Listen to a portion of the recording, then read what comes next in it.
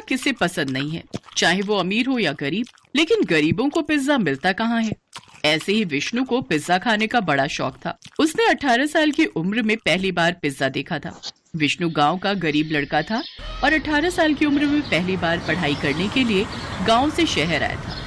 पहले तो शहर की स्पीड और रास्तों से उसे बड़ा डर लगने लगा।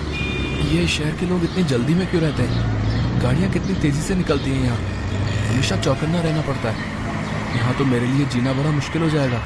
वो गांव से ही अपनी ड्रेस लाया था, कुर्ता और पजामा। कुर्ता पजामा पहनकर ही वो पहले दिन कॉलेज चला गया और देखा कॉलेज के बाकी लड़के और लड़कियां जीन्स और छोटे छोटे मॉडर्न कपड़े पहन कर आए हैं। यहाँ तो सब कुछ बड़ा मॉडर्न है। यहाँ मुझे देखकर सब लोग हंस कैसे रहे हैं? सच में विष्णु को देखकर सभी हंस रहे थे। अरे देख देख, उस लड़के को देख, कैसे कुर्ता पजामा पहनकर कॉलेज आया है। गांव से आया है पक्का, गवार है गवार। विष्णु चुपचाप क्लासरूम में घुस गया और एक लड़के के पास जाकर बैठ गया। हेलो, मेरा नाम अभिनव है। मेरा नाम विष्णु है, मैं गांव से आया हूँ। हाँ, तुम्हें देखकर पता चल रहा है। क्लास शुरू हो गई। पढ़ाई खत्म होने के बाद सबको भूख लग गई। एक लड़की अभिनव के पास आई और बोली, चल अभिनव, खाना खाते हैं। हाँ चल। विष्णु, तू भी चल हमारे साथ। हाँ चलो चलो, मुझे भी भूख लगी है। दाल चावल खाते हैं। ये सुनकर पायल जोर से हंस पड़ी। कॉलेज में दाल चावल कौन खाता है गवार? पायल, ऐसे मत बोलो, बेचारा ऐसे ही घबराया हुआ है। तो फिर कैसे बोलूं?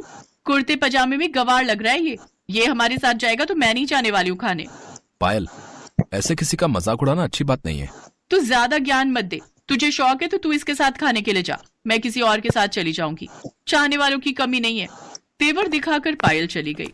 अभिनव ने विष्णु से कहा, विष्णु, तुम बुरा मत मानना, शहर के लोग ऐसे ही होते हैं। नहीं नहीं, हम गांव से हैं, सुनना तो पड़ेगा ही। चलो खाना खाते हैं। चल, आज मैं तुझे एक अच्छी चीज खिलाऊंगा। अभिनव विष्णु को पिज्जा शॉप में ले गया। विष्णु ने कहा, अब जो भी खिलाना है खिलाओ, लेकिन अंडा, मछली और मांस मत खिला देना भैया, हम शुद्ध शाकाहारी हैं। चिंता मत कर भाई, यहाँ वेज भी मिलता है। भैया, 2 पनीर पिज्जा देना। दुकानदार ने 2 पनीर पिज्जा दिया। विष्णु ने ऐसी चीज कभी देखी ही नहीं थी। अरे बाप रे, इतनी बड़ी गोल रोटी। हाँ मेरे भाई, इसे पिज्जा कहते हैं। पिज्जा? लेकिन हुआ तो वही ना, आटे की रोटी के ऊपर पनीर की सब्जी। हाँ, बात तो सच है। जो भी है, खाकर देख कैसा लगता है। विष्णु ने पहला बाइट लिया और ऐसा लगा कि वो स्वर्ग में पहुंच गया। अरे वाह भैया, ये पिज्जा तो बड़ा ही स्वादिष्ट है। मैंने पहले ये कभी नहीं खाया। खाएगा कैसे, गांव में ये सब मिलता क्या है। बात तो सही है मेरे भाई, शहर में ही मिलता है ये सब, इसीलिए तो लोग शहर को इतना पसंद करते हैं।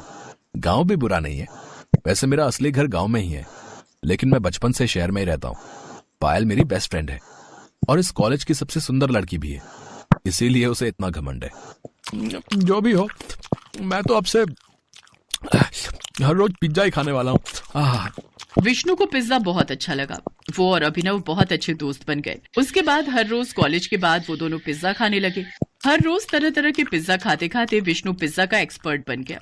एक दिन कॉलेज के बाद अभिनव ने कहा, विष्णु, चल पिज्जा खा के आते हैं। हाँ तो चल मेरे हॉस्टल में, मैं बना कर खिलाता हूँ। तूने बनाना भी सीख लिया? हाँ मेरे भाई, सब कुछ सीख लिया। समय के साथ साथ विष्णु शहरी तौर तरीके भी सीख रहा था। शहर के लोगों के जैसे बात भी करने लगा था। वो अभिनव को लेकर अपने हॉस्टल रूम में गया और आटा गूंथकर उसने पहले पिज्जा का बेस बनाया।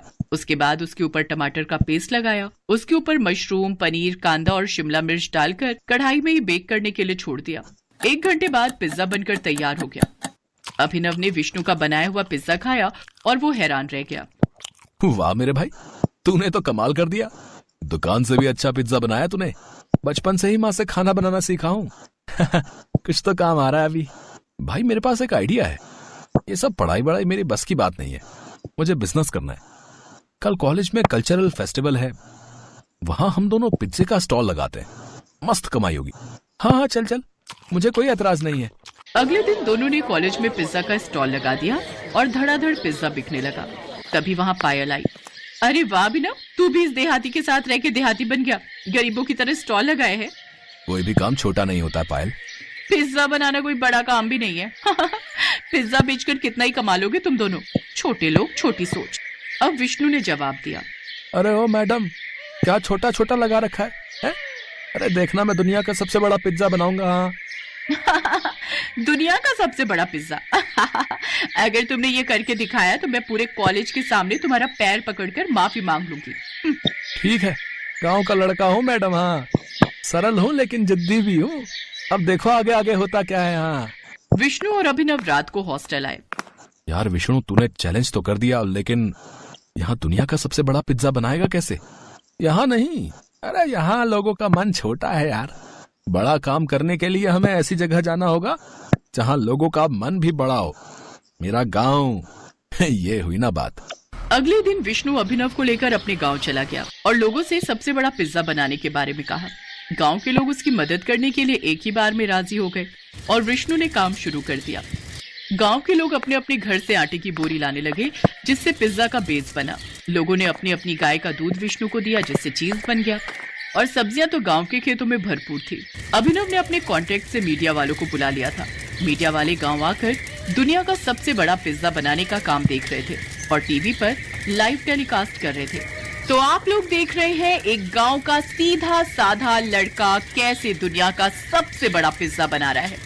देखते रहिए हमारे साथ, ये पिज्जा बनकर तैयार होता है या नहीं। लगातार 7 दिन मेहनत करने के बाद दुनिया का सबसे बड़ा पिज्जा बनकर तैयार हो गया।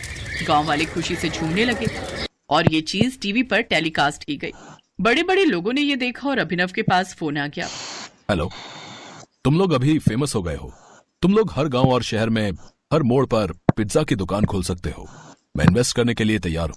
अभिनव और विष्णु की खुशी आज 7वें आसमान पर थी। उन लोगों ने कुछ ही दिनों के अंदर हर गांव और शहर के हर कोने में पिज्जा की दुकान खोल दी। पैसे हो तो क्या कुछ नहीं हो सकता। 1 महीने के अंदर विष्णु और अभिनव करोड़पति बन गए। पायल ने सबके सामने पैर पकड़कर माफी मांगी। अभिनव और विष्णु बिजनेस पार्टनर बन गए और खुशी खुशी पिज्जा बेचकर जिंदगी बिताने लगे।